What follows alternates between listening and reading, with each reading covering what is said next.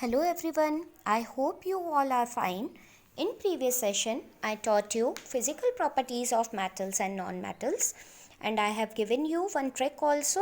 So I hope you remember that song, how to learn 1 to 20 elements. So let's begin with the next session, that is chemical properties of metals and non-metals.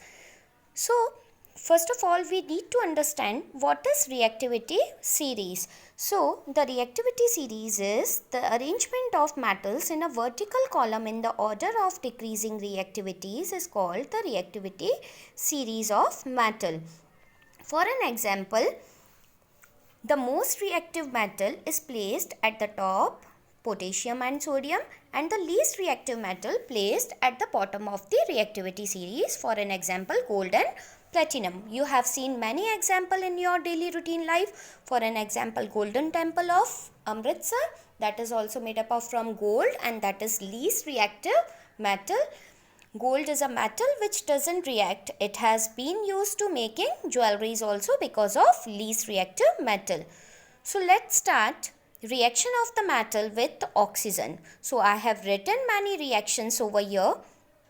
For an example, whenever sodium reacts with oxygen, it forms sodium oxide. Magnesium reacts with oxygen, it forms magnesium oxide. Zinc reacts with oxygen, it forms zinc oxide. Copper reacts with oxygen, it forms copper oxide. So whenever metal reacts with oxygen, it forms metal oxide. So here I have written reactions. Don't worry about the balancing of reactions. I am telling you how to balance the reactions. Take one example. For an example, 4Na plus O2, that is reactant, and 2Na2O is product. So here, how many molecules of sodium? That is 4. And how many molecules of oxygen? That is 2. In product also, sodium 2Na2 means 2 2s are 4 and 2 is common for oxygen. So this is the way to balance the reactions, but don't worry about the balancing of reaction. That is the part of 10th class. If you are writing the names only, whenever sodium reacts with oxygen, it forms sodium oxide. That is also correct. How I come to know that this metal oxide is basic in nature? Because I used sodium oxide and I put that sodium oxide in water. I react that sodium oxide with water. So what is formed? Here sodium hydroxide has been formed and the hydroxides are basic in nature. I put this litmus paper and this red litmus paper turns into blue. That you have done this activity in your previous class. Whenever red litmus paper turns into blue, that is basic in nature. Next is again we are taking one activity. So let's perform this activity. I have used here sodium. So cut a small piece of sodium with the help of a knife and remove the kerosene by pressing the piece between the folds of a filter paper. Why I am using filter paper and I kept the sodium in kerosene? I taught you in physical properties of metals and non-metals because sodium vigorously reacts with water and other metals do not do so. That's why I kept that sodium in kerosene. So what is the conclusion? What are the observations over here? The white ball gradually becomes smaller in size and catches fire. It burns with a golden yellow flame. The solution becomes hot because this is exothermic reaction. Now you understood, whenever metal reacts with water, it forms hydrogen gas and metal hydroxide. Here you can see whenever metal reacts with water, it forms metal hydroxide and hydrogen, whatever we have seen in this activity, and they forms hydrogen gas also. So again I have taken some metals and that is react with water and they forms hydroxide and hydrogen. So here also I am having one trick. Whenever you can take one metal, for an example potassium, and reacts with water. Okay, so first of all you have to write in products hydrogen gas. Okay, so here whenever you have written hydrogen gas H2, so how many hydrogen is remaining? 2 hydrogen is remaining, 2 oxygen is remaining and 2 potassium is remaining. So what you will write in products?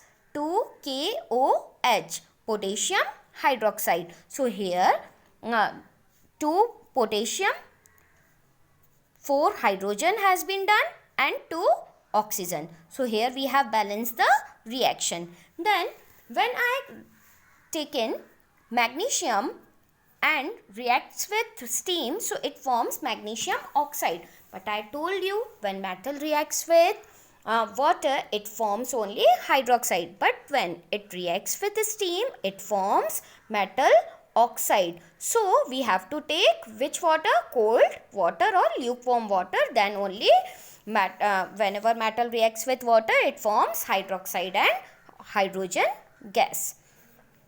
Let's take the another example, that is reaction with acids. So whenever metal reacts with acids, it forms salt plus hydrogen gas. So let's do one another activity, that is,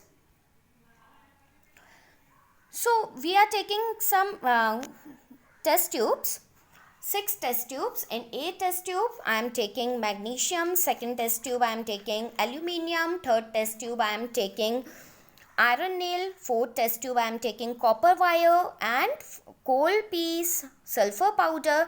So you know that coal and sulfur both are non-metals, so non-metals will not react with acid. Okay, so if I put magnesium ribbon in hydrochloric acid, it will vigorously react with hydrochloric acid and hydrogen gas will evolve. Then again aluminium, it will react vigorously with hydrochloric acid and hydrogen gas will evolve. Iron also, but that is least reactive metal, so it will not react vigorously. Copper will not react with hydrochloric acid and no gas is evolved. Why? Because that is least reactive metal. And coal and sulfur also. Okay. So here next is reaction of the metals with oxygen. Next is reaction of the metal with base also. Again salt and hydrogen gas will evolve. Don't worry about the balancing of equation. When aluminium reacts with sodium hydroxide, it will form sodium aluminate plus hydrogen gas. So here metal reaction has been done. Next is non-metals. Whenever non-metals react with oxygen, it forms acidic oxide. So when sulfur reacts with oxygen, it forms sulfur dioxide, and sulfur dioxide reacts with water, it forms sulfurous acid. How I come to know that is acidic in nature? Again I will use litmus paper. So blue litmus paper turns into red.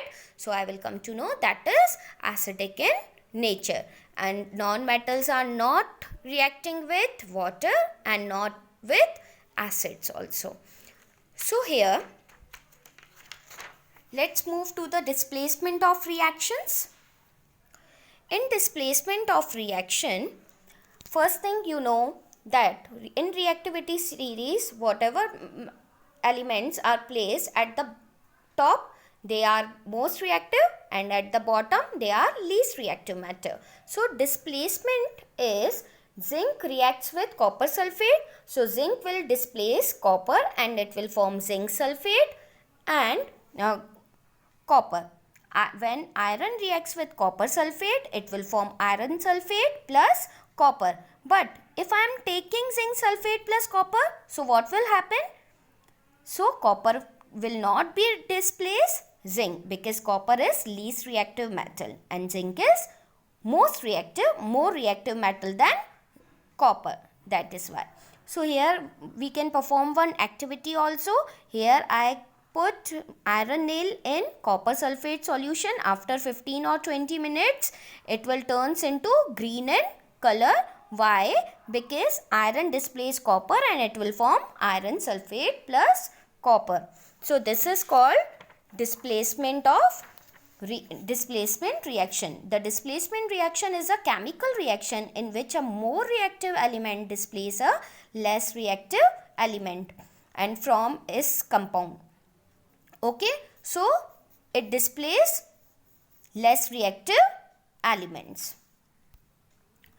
Here also we can take one another activity. So here I have taken 5 beakers, and in first beaker, that is copper sulfate solution, whenever I put zinc granules over there, so it will form zinc sulfate. Understood why? Because zinc placed at top of the reactivity series, so it can displace copper. Next is copper sulfate plus iron nail. Again iron is more reactive metal, so it will displace copper, so it will form iron sulfate. Next is zinc sulfate plus copper. Copper is not more reactive metal than zinc, so it will not displace zinc. Next is iron sulfate plus copper fillings, no reaction. Zinc sulfate plus iron nail, no reaction. Okay, you understood why? Because less reactive metal cannot be displaced more reactive metal. Next is corrosion. Now you have seen corrosion, okay, and you have done one activity in 7th class also, that when iron reacts with oxygen and water, humidity of water, it will form iron oxide. Okay, that is called corrosion. Okay, so what is corrosion? The process in which metal is eaten up by the action of air, moisture or a chemical on their surface is called corrosion. Rusting of iron. Okay. Now how to prevent the corrosion?